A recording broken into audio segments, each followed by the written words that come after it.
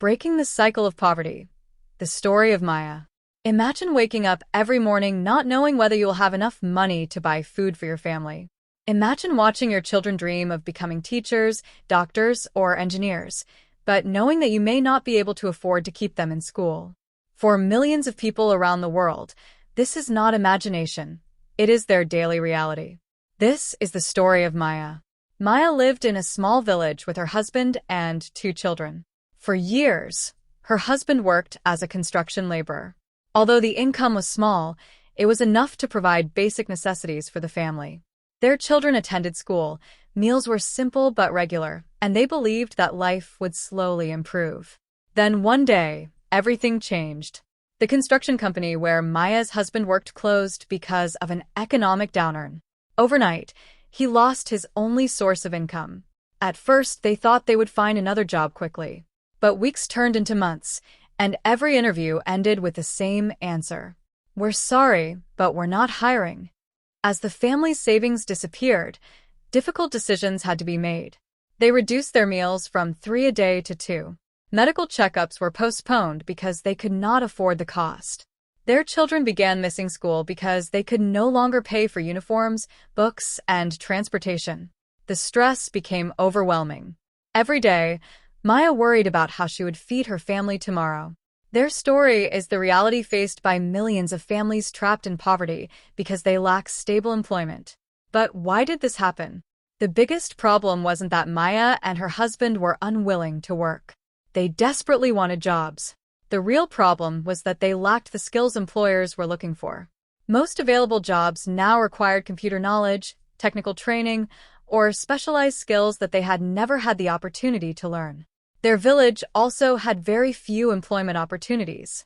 Even qualified workers struggled to find jobs. Training centers were located far away, and the courses were too expensive for families already living in poverty. Without education, without training, and without employment opportunities, poverty continued from one generation to the next. Then something unexpected happened. A community organization partnered with the local government to launch a free job skills training program. Instead of giving temporary financial aid, they focused on helping people build skills that could provide long-term income. Maya enrolled in digital marketing and computer literacy classes, while her husband learned electrical installation and home repair. The training was completely free, and participants received career guidance on writing resumes, preparing for interviews, and developing workplace communication skills. For the first time in years, they felt hopeful. After completing the program, Maya secured a job managing social media for a small local business. Her husband found work as a certified electrician. The income wasn't enormous, but it was stable. More importantly, they now possessed skills that would remain valuable for years.